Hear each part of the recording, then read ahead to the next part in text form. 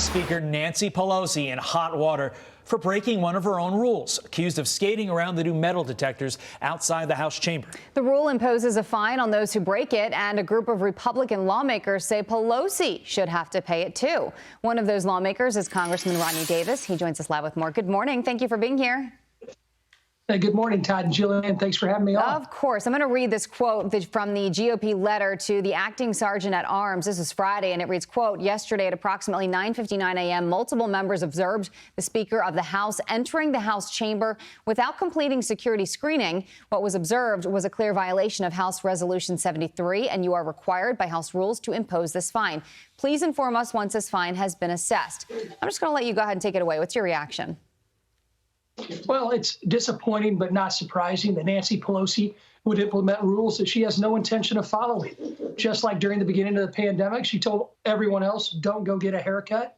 She decided to go in and get one in San Francisco. After January 6th, the Speaker decided to install metal detectors in the Capitol when there's been no internal threat whatsoever within the Capitol. It's outside the Capitol building along the perimeter where every threat is. But then she decided to double down on that and impose a $5,000 fine for any member of Congress who goes beyond those metal detectors without a security screening.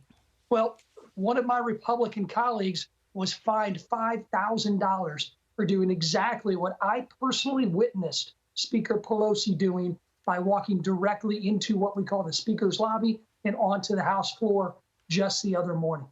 Now, Speaker Pelosi's office has not yet responded to Fox News' request for comment. But, Congressman, what excuse are you expecting as to why this rule does not apply to her?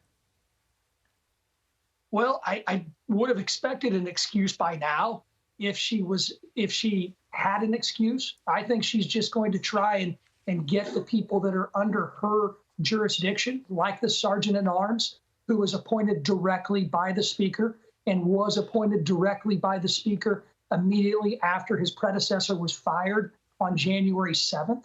So if they want to stall this, they can stall it all they want. But we expect rules, if they are going to be implemented fairly. And when they're not, it's the good men and women of the Capitol Police that are actually affected by this disproportionate implementation of the rules.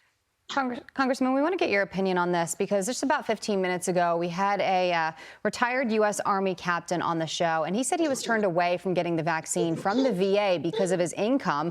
Under federal law, how much money a vet makes annually is one of those factors in determining whether they're eligible for its cost-free services. Take a listen to what he had to say. I believe that President Biden, and I would respectfully request that he issue an executive order which would, on an emergent basis, modify those regulations to allow all veterans receiving an honorable discharge to receive the COVID vaccination.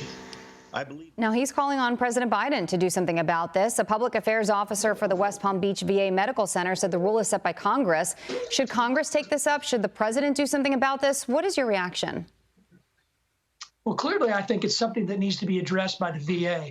I'm not surprised that the problems exist within that federal agency, and I would hope that newly enshrined VA Secretary McDonough can address this situation. And it's right now less about, in my opinion, individual cases, because we need to look ahead when we know that the increase in exponential availability of vaccines is going to be across this great country and even in the state of Florida. And what I've seen out of the Biden administration and what I've seen on Capitol Hill from people like Nancy Pelosi is they don't plan ahead. We need to plan for an increased amount of vaccination availability that's going to come so that we can get every veteran and every American who's vulnerable to that vaccination that they so deserve. Yeah, it should come down to vulnerability, age, and underlying factors. Shouldn't come down to income. Yeah. Congressman, we appreciate your time this morning. Thank you, sir. Thank you. Thank you.